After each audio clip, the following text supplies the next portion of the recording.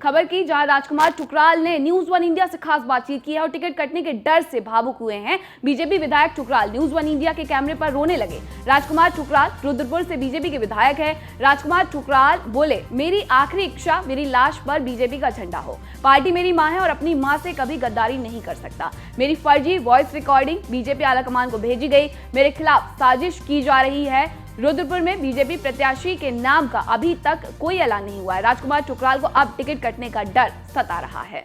तो आपको बता दें कि बीजेपी ने अभी तक उत्तराखंड में 59 उम्मीदवारों के नाम की घोषणा कर दी है। 11 सीटों पर अभी उम्मीदवारों की घोषणा होना बाकी है। भारतीय जनता पार्टी ने जिन 11 सीटों पर अभी अपने प्रत्याशी तय नहीं किए हैं, वहां पर पहले से दावेदारी कर रहे तमाम प्रत्याशियों की इस वक्त सांसें थमी हुई हैं। लेकिन सबसे बड़ी बात यह है कि इस वक्त रुद्रपुर के विधायक राजकुमार ठुकराल साहब हमारे साथ हैं। सर, एक चीज ये बताइए, आपका नाम ऐलान नहीं किया गया, बहुत सारे यूं तो विधायकों के टिकट कटे हैं, लेकिन अभी जो 11 सीटों में आपका नाम ऐलान नहीं, तो कोई खास वजह आपका नाम में कोई कंफ्यूजन? देखिए, भारतीय जनता पार्टी बहुत बड़ा संगठन है, विश्व का सबसे बड़ा दल है। तो बीजेपी के अंदर अगर किसी की कोई कंप्लेन होती है तो बीजेपी आला हाईकमान बहुत गंभीरता से लेते हुए उसकी जांच करवाते हैं। मेरे खिलाफ भी एक कंप्लेन हुई है, मेरे खिलाफ भी कूट रचना करके ऑडियो वायरल किया गया है मेरे नेताओं को संबोधित करते हुए। मैं तो सबको, अपने जितने नेता हैं सबके पांव छूता हूं और सबको आदरणीय आदर सूचक शब्दों का प्रयोग करते हुए, अगर कोई बहन है हमसे बड़ी है तो हम उसको दीदी करके बोलते हैं। तो इस प्रकार की भाषा जो बिल्कुल नेगेटिव है, मेरा टिकट रोकने के लिए कुछ लोगों ने की है, ये बहुत दुर्भाग्यपूर्ण है। बीजेपी हमारी राजनीतिक माता है और माँ कभी बच्चे के साथ अन्याय नहीं करती। मैं 1982 से लगातार 10 इलेक्शन जीत रहा हूँ और उत्तराखंड का हाईएस्ट स्कोरर हूँ। मेरे बराबर वोट किसी को नहीं मिला। इसके पीछे बीजेपी का ही आशीर्वाद है, मोदी जी का आशीर्वाद है। सबसे बड़ी बात यह है कि बहुत सारे अभी जो 59 नाम ऐलान हुए, कई के जिनके टिकट कटे उन्होंने जो है बगावत कर ली, दूसरी पार्टी का दामन थामने लगे या निर्दलीय ऐलान कर दिया जो है। सबसे बड़ी बात, इतने लंबे समय तक पार्टी ने अगर आपको आशीर्वाद दिया है, अगर नाम आपका इसमें नहीं होता है तो फिर आपका अगला कदम क्या होगा? मेरी तो इच्छा है कि मरते दम समय तक ये जो मेरे भाजपा के नेता हैं, मेरी लाश के ऊपर बीजेपी का झंडा रखकर बस मेरा इतना सम्मान कर दें। मेरी अब जीने की भी इच्छा नहीं है, क्योंकि मैंने बीजेपी की सेवा की है। मैं चाहता नहीं मेरे पर कलंक का टीका लगे। ये जो कलंक का टीका लगाने का प्रयास किया है, मुझे इसमें न्याय मिलेगा। भारतीय जनता पार्टी मेरी राजनीतिक मां है, मेरे साथ अन्याय नहीं होगा। सबसे बड़ी बात यह है कि जो वॉइस रिकॉर्डिंग आई है, वो वॉइस रिकॉर्डिंग एक आपत्तिजनक है काफी जो है, जिसमें आप के द्वारा कई शब्दों का प्रयोग किए जा रहे हैं जो है। तो आपको क्या लगता है, ये आपकी आवाज बना करके जो है उसमें जो है डाली गई? रुद्रपुर की जनता को एकदम क्लियर हो गया कौन लोग हैं इसके पीछे। 2-3 लोग हैं इसके पीछे, वो बेनकाब होंगे। मैंने आदरणीय जेपी नड्डा साहब को भी लेटर लिखा है, उसकी प्रतिलिपियां सभी भाजपा के नेताओं को भेजी हैं। और कल सुबह मैं रुद्रपुर पहुंचा और कल सुबह मैंने रुद्रपुर कोतवाली में एक FIR दी है और मुझे लगता है कि मुझे न्याय मिलेगा। आज भी मैं माननीय मुख्यमंत्री जी से मिलने के लिए यहाँ देहरादून में पहुंचा हूँ। बहुत बहुत शुक्रिया। तो बिल्कुल ये थे राजकुमार ठुकराल साहब, जिन्होंने साफ तौर पर कहा कि उन्होंने लंबे समय तक पार्टी की सेवा की और पार्टी ने उन्हें बुलंदियों तक पहुंचाया है। ऐसे में सबसे बड़ी बात है, जिस तरीके से मेरे खिलाफ साजिश की गई है, मैंने उसकी न्यायिक जांच की मांग की और मुझे उम्मीद है कि वो इस बार का टिकट भी बीजेपी उन्हें ही देगी और वो बेहद ही भावुक नजर आए जिस तरह से उनके खिलाफ साजिश की जा रही है। वीडियो जर्नलिस्ट राजन बड़ोला के साथ Brajesh Srivastava, news one India, Dehradun. रुक करते केदारनाथ का, जहां भारतीय जनता पार्टी में टिकट की मजबूत दावेदार से शैला रानी रावत भी आज बीजेपी मुख्यालय पहुंची। उन्होंने कहा कि मुझे उम्मीद है कि पार्टी मुझे ही टिकट देगी, किस तरीके की कोई बगावत नहीं हो, इसलिए अभी मंथन चल रहा है। इसलिए इशारों में शैला रानी रावत ने कहा कि अगर टिकट नहीं मिला तो समर्थकों कार्यकर्ताओं से विचार विमर्श करके आगे का फैसला लूंगी। यानी इशारों में शैला रानी रावत ने पार्टी को अल्टीमेटम भी दे दिया है। केदारनाथ से बीजेपी की कद्दावर प्रत्याशी की दावेदार हैं शैला रानी रावत इस वक्त। शैला रानी जी, सबसे बड़ी बात यह है अभी तक आपके नाम का ऐलान नहीं हुआ और केदारनाथ से कोई प्रत्याशी का ऐलान भी नहीं हुआ। क्या लगता है किस बात को पसोपेश में है पार्टी? पार्टी ये सोच रही है कि पिछली बार की तरह जो है वहां से कोई बागी प्रत्याशी न हो। इसके लिए सामंजस्य शायद बनाया जा रहा है, मंथन किया जा रहा है और मुझे पूरी उम्मीद है कि पार्टी इस पे जरूर हमें अवसर देंगी। सबसे बड़ी बात यह है कि कांग्रेस वापस लौट गए, यशपाल आर्या वापस लौट गए और जब हरक सिंह रावत केदारनाथ से दावेदारी कर रहे थे तब आपने उनका प्रबल विरोध किया। गया था, अब आपका कांटा भी खत्म हो गया। नहीं कांटे नहीं है, वो ये था कि हमने जो है वहाँ पे काम किया है, संघर्ष किया है, वहाँ की ज़मीन से हम माटी से जुड़े हैं और वहाँ पे मैं कांग्रेस छोड़ने के बाद भारतीय जनता पार्टी के विचारों में रच बस गई हूँ और काफ़ी जनाधार भी है और हमारा संगठन चाहता है कि हमें जो है वहाँ पे टिकट मिले। सबसे बड़ी बात यह है कि आप अपने पूर्व सहयोगी को ही बर्दाश्त नहीं कर पाई जब दावेदारी आई। अगर टिकट किसी और के नाम का ऐलान हो जाता तो क्या शैला रानी रावत तब भी बीजेपी में उतनी प्रतिबद्धता के साथ लगेंगी? पूरी प्रतिबद्धता के साथ लगेंगे और मैं अपने कार्यकर्ताओं से पूछूंगी, मेरी जनता की क्या राय है उनसे पूछूंगी, फिर मैं कोई यानी कि अगर टिकट नहीं मिलता है तो अलहदा राह भी अख्तियार कर सकती है। अब समय बताएगा उस पर क्या निर्णय लेना। तो पार्टी नेतृत्व से आपने बात किया है? हाँ बिल्कुल, क्या आश्वासन मिला है आपको? मुझे पूरी उम्मीद है, आश्वासन भी लगभग करीब अच्छा ही है। अच्छा ही है। इस बार उम्मीद है कि मतलब जीत के आएंगी? बिल्कुल 100% जीत के आएंगे। बिल्कुल। तो देखिए, ये शैला रानी रावत हैं जिन्होंने साफ तौर पर कहा कि देखिए टिकट की मजबूत दावेदार हैं और पूरी उम्मीद है कि टिकट उन्हें मिलेगा, लेकिन अगर टिकट नहीं मिलता है तो कार्यकर्ताओं से राय ली जाएगी। यानी कि सीधे तौर पर ये कहा जा रहा है कि अगर टिकट नहीं मिला तो आगे का भविष्य क्या होगा ये आगे तय किया जाएगा। तो जाहिर तौर पर बीजेपी की राह इतनी आसान नजर नहीं आ रही, क्योंकि जिन्हें टिकट मिल रहा है वो तो खुश हैं, लेकिन जिन्हें टिकट नहीं मिल रहा है वो बगावती तेवर अख्तियार कर रहे हैं। वीडियो जर्नलिस्ट राजन के साथ Brajesh Srivastava, news one India, Dehradun. तो देहरादून से ये खबर आपको दिखा रहे थे जहां शैला रानी रावत केदारनाथ से दावेदारी ठोक रही हैं। आपको बता दें कि जब ये खबरें आई थी कि हरक सिंह रावत केदारनाथ से उम्मीदवार बनाए जाएंगे, उस वक्त शैला रानी ने उनका विरोध किया था और अब वो पार्टी मुख्यालय पहुंची हैं देहरादून में, जहां टिकट को लेकर के नेताओं से मुलाकात भी कर रही हैं। शैला रानी रावत ने बीजेपी से टिकट मांगा है।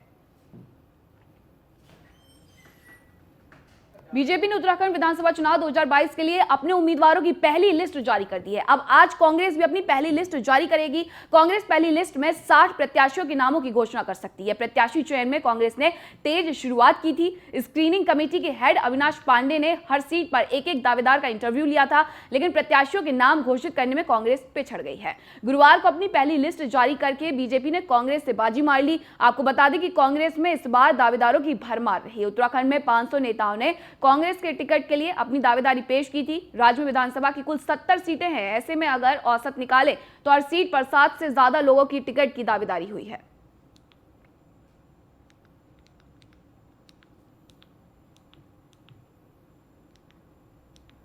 और उत्तराखंड के मुख्यमंत्री पुष्कर सिंह धामी ने न्यूज़ वन इंडिया से एक्सक्लूसिव बातचीत की है। मुख्यमंत्री ने कई मुद्दों पर हमारे एसोसिएट एडिटर ब्रजेश श्रीवास्तव से बात की। टिकट बंटवारे में मुख्यमंत्री ने क्या कहा, सुनिए। अच्छा, सबसे बड़ी बात यह है कि जिस तरीके से अभी आपने 59 प्रत्याशियों के नामों के ऐलान हुए हैं, आपने 10 विधायकों के टिकट काटे हैं, 21 नए चेहरों को शामिल किया है, क्या ये एंटी इनकम्बेंसी का डर था या एक इमेज मेकओवर करने की बात थी जो आपने 10 विधायकों के टिकट काट के 21 नए चेहरों को दिया? देखिए, हमारी पार्टी एक लोकतांत्रिक तरीके से चलने वाली पार्टी है। इसमें हम मंडल के कार्यकर्ताओं से लेकर जिले और प्रदेश में सभी जगह चर्चा करते हैं और चर्चा करने के बाद जो नाम आते हैं उन्हीं नामों में से देश काल और परिस्थिति के अनुरूप जो उस समय में फिट बैठता है, पार्टी का हाईकमान उन पर निर्णय लेता है। ऐसा नहीं है कि जिन लोगों को टिकट मिले हैं वो सबसे ज़्यादा योग्य हैं या जिनको टिकट नहीं मिले हैं वो कहीं पीछे हैं। सभी योग्य हैं। पार्टी कभी किसी का प्रयोग कहीं पर करती है, किसी का उपयोग कहीं पर करती है, किसी का चुनाव में करती है, किसी का संगठन में करती है, और हमारे यहाँ किसी भी कार्यकर्ता को कभी भी कोई दायित्व दे दिया जाता है। इसलिए इसमें बहुत ज़्यादा एंटी इनकम्बेंसी और उसकी बात नहीं है। ये देश काल परिस्थिति के अनुरूप तय होता है। जनता पूरी तरह से जस्टिफाई है। आप विश्वास मानिए कि देखिए, गाड़ी एक थी, उसमें बैठी हुई सवारी भी थी, उसमें सामान भी था। वो गाड़ी गंतव्य की ओर जा रही थी, बीच में ड्राइवर बदल गए, लेकिन गाड़ी गंतव्य तक पहुंची है। अंत में मुझे गाड़ी मिली है, मैंने गाड़ी को जहां तक पहुंचाना था पहुंचाया है। उनके यहाँ जरूर है, हम 3 मुख्यमंत्री बदले या 3 ड्राइवर बदले, लेकिन हमने जनता के साथ वायदा किया था कि हम गाड़ी को स्टेशन तक पहुंचाएंगे, सकुशल पहुंचाएंगे। हमने उसको सकुशल पहुंचाया है। अच्छा, रोजगार के आंकड़ों पर भी मुख्यमंत्री ने हरीश रावत को जवाब दिया है। सीएम ने क्या कुछ कहा, आपको सुनवाते हैं। बहुत अच्छा, सारे काम रोजगार अभी के आंकड़ों को लेकर के जो है कांग्रेस लगातार आपके ऊपर सवाल खड़े करती है। हरीश रावत तो यहां तक कहते हैं कि मैं संन्यास ले लूंगा राजनीति से अगर आप एक्चुअल आंकड़े दे दो कि अगर आपने 3200 लोगों को भी रोजगार दिया हो, बाकी तो बात अलग है। वो तो देखिए 17,000 के आंकड़े आ गए थे और रोज संन्यास लेते हैं। और वैसे अब हम नहीं चाहेंगे कि वो संन्यास लें, व्यक्तिगत रूप से मैं उनका सम्मान करता हूं, लेकिन संन्यास की जैसी अब अगर वो बात कर रहे हैं तो वो संन्यास नहीं लें, क्योंकि वो संन्यास ले लेंगे तो हमारा काम कैसे पूरा होगा। अच्छा, आप इतना हम्बल होकर के इतना एक तरह से उनको सम्मान देते हुए करते हैं, लेकिन वो आपको कहते हैं अपरिपक्व मुख्यमंत्री हैं। वो आपको कहते हैं सपनों का राजकुमार है जो सपनों को बेच करके सियासत कर रहा है। जब आपकी आंख खुलेगी तो धरातल में कुछ भी दिखाई नहीं देगा। देखिए, हरीश रावत जी के बारे में मैं इतना ही कह सकता हूं कि वास्तव में मुझे कभी कभी ना बहुत ज़्यादा उनके ऊपर मैं कहूं कि एक तरह से कांग्रेस में जो दुर्गति उनकी हो रही है, हमारे बुजुर्ग हैं, उनके साथ ऐसा होना नहीं चाहिए। और इसी का परिणाम है कि कांग्रेस पार्टी उनको स्वयं भाव नहीं देती। और कांग्रेस के राष्ट्रीय प्रवक्ता गौरव वल्लभ ने प्रेस कॉन्फ्रेंस की है। महंगाई के मुद्दे पर कांग्रेस ने बीजेपी को घेरा है। सरकार का हम दो हमारे दो मॉडल, सरकार के मित्रों की आय में 8 गुना बढ़ोतरी हुई है। उत्तराखंड देश में बेरोजगारी में टॉप पर है। उत्तराखंड में महंगाई दर देश की महंगाई दर से भी अधिक है। कुछ समय पहले बीजेपी की हार के बाद दाम कम किए हैं।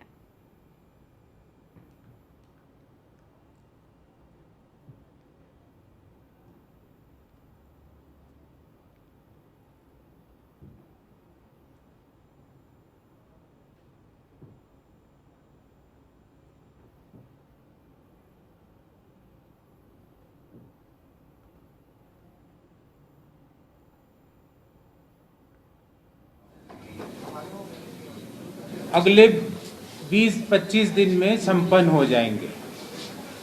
पर एक बहुत बड़ा मुद्दा देश की जनता और उत्तराखंड की जनता को त्रस्त किए हुए हैं, वो है महंगाई का मुद्दा। आज हम अब आप सबके सामने इस महंगाई के मुद्दे को लेकर, और ये मुद्दा देश से ज्यादा उत्तराखंड के लोगों को कैसे प्रभावित कर रहा है, उसको लेकर इस प्रेस वार्ता में आए हैं। साथियों, अमीरों का विकास, गरीबों के साथ विश्वासघात, अब डबल इंजन की धुआं छोड़ू सरकार पर किसी को नहीं रहा है विश्वास। अमीरों का विकास, गरीबों के साथ विश्वासघात, अब डबल इंजन की सिर्फ धुआं छोड़ू सरकार पर किसी को नहीं रहा है विश्वास। साथियों, WPI होलसेल प्राइस इंडेक्स अपने 12 साल के उच्चतम स्तर पर है। मतलब जो इन्फ्लेशन की रेट है इकोनॉमी में, WPI 12 साल के अपने उच्चतम स्तर पर जाके पहुंचा है। CPI कंज्यूमर प्राइस इंडेक्स भी निरंतर बढ़ता जा रहा है। और क्यों बढ़ता जा रहा है उसका कारण दूंगा। और इस महंगाई से आगे भी राहत देने का ना तो भारत सरकार का और ना ये 4 माह में जो ये 3 मुख्यमंत्री बदले, इस सरकार का कोई योजना है। उत्तराखंड बात का आज दूसरा दिन है। कर्नल अजय कोठियाल प्रदेश की महिलाओं को संबोधित करेंगे। आम आदमी पार्टी ने महिलाओं को 1000 रुपए महीने की गारंटी दी है। कर्नल अजय कोठियाल 7 दिन तक डिजिटल नवपरिवर्तन संवाद करेंगे। 21 से 27 जनवरी तक ये संवाद चलेगा। नवपरिवर्तन संवाद में बड़ी संख्या में लोग आम आदमी पार्टी के संवाद से जुड़ रहे हैं। तो आम आदमी पार्टी ने नवपरिवर्तन संवाद की शुरुआत की है, जिसे अब आगे बढ़ा रहे हैं कर्नल अजय कोठियाल। 7 दिन तक डिजिटल नवपरिवर्तन संवाद करेंगे और आज इसका दूसरा दिन है। 21 से लेकर के 27 जनवरी तक कर्नल अजय कोठियाल का ये डिजिटल नवपरिवर्तन संवाद चलेगा और बड़ी संख्या में लोग आम आदमी पार्टी के नवपरिवर्तन संवाद से जुड़ रहे हैं। खबर हरिद्वार से, जहां विधानसभा चुनाव के मद्देनजर पुलिस का चेकिंग अभियान चल रहा है। चेकिंग के दौरान फॉर्च्यूनर कार से मिला है 4,40,000 का कैश। पुलिस ने चुनाव आयोग के अधिकारियों को मामले की जानकारी दी है। आगे की कार्रवाई के लिए पुलिस ने जब्त किया कैश। रानीपुर के शिवालिक नगर में चलाया जा रहा था चेकिंग अभियान। तो चेकिंग अभियान के दौरान फॉर्च्यूनर कार से 4,40,000 का कैश बरामद किया गया है और पुलिस ने चुनाव आयोग के अधिकारियों को मामले की जानकारी दी है। रुक करते अगली खबर का। विधानसभा चुनाव प्रक्रिया को निष्पक्ष रूप से संपन्न करवाने के लिए पौड़ी में 3 दिवसीय वेबकास्टिंग का प्रशिक्षण संपन्न हो गया है। चुनाव आयोग की ओर से दिए गए दिशा निर्देशों के तहत 50% मतदेय बूथों पर वेबकास्टिंग कराई जाएगी, जिसके तहत पौड़ी जनपद के 947 मतदेय स्थलों के मुकाबले 472 मतदेय स्थलों पर वेबकास्टिंग की जानी है। वहीं वेबकास्टिंग के नोडल अधिकारी प्रदीप बिष्ट ने बताया कि जनपद पौड़ी की सभी विधानसभाओं में चुनाव को निष्पक्ष तरीके से संपन्न करने के लिए 50% जगहों पर वेबकास्टिंग की मदद से निगरानी रखी जाएगी। इसमें बूथों पर मतदाताओं को लुभाने और अन्य प्रकरण पर अंकुश लगेगा। साथ ही चुनाव को निष्पक्ष रूप से संपन्न कराने में मदद मिलेगी। हमने जो निर्देश प्राप्त हुए हैं, जो गाइडलाइन है, उसके तहत कार्मिकों को प्रत्येक मतदेय स्थल पे नियुक्त किया गया है। अभी हमारे जनपद में 947 मतदेय स्थल हैं और जो भारत निर्वाचन आयोग से जो गाइडलाइन प्राप्त है कि 50% मतदेय स्थलों पे जो है वेबकास्टिंग का कार्य किया जाना है, उसी के तहत हमारे जो जनपद में है 472 मतदेय स्थलों पे हमने वेबकास्टिंग का कार्य संचालित करना है। खबर कालाडूंगी से, जहां विधानसभा चुनावों के मद्देनजर तहसील प्रशासन ने कमर कस ली है। तहसील परिसर में बैरिकेडिंग कर दी गई है। एसडीएम रेखा कोहली का कहना है कि नामांकन की प्रक्रिया 21 जनवरी से शुरू हो चुकी है और तहसील में अब तक 15 नामांकन पत्रों की बिक्री हुई है। वहीं सुरक्षा की सभी व्यवस्था भी पूरी कर ली गई है। एसडीओ रामनगर, एसओ कालाडूंगी और एसओ मुखानी की तरफ से फोर्स तैनात कर दी गई है। देखिए, नॉमिनेशन की प्रक्रिया हमारी 21 जनवरी से स्टार्ट हो चुकी है। कल जो हमारे नॉमिनेशन पत्र है, 15 हमारे नॉमिनेशन पत्र की बिक्री हुई है। अभी तक किसी के द्वारा भी अपना नामांकन दर्ज नहीं कराया गया है। बाकी हमारी जो यहाँ पे सुरक्षा व्यवस्था है सारी चाक चौबंद है। हमारी सीओ रामनगर, एसओ कालाडूंगी और एसओ मुखानी, इनके द्वारा यहाँ पर अपनी फोर्स लगाई गई है और जैसे भी नॉमिनेशन होता है, जो भी हमारे भारत निर्वाचन आयोग की गाइडलाइन है उसके अनुसार नॉमिनेशन प्रक्रिया यहाँ पर कराई जा रही है। देखिए, फिलहाल मेरे साथ इतना ही, लेकिन न्यूज़ 1 इंडिया पर खबरों का सिलसिला लगातार जारी है। नमस्कार।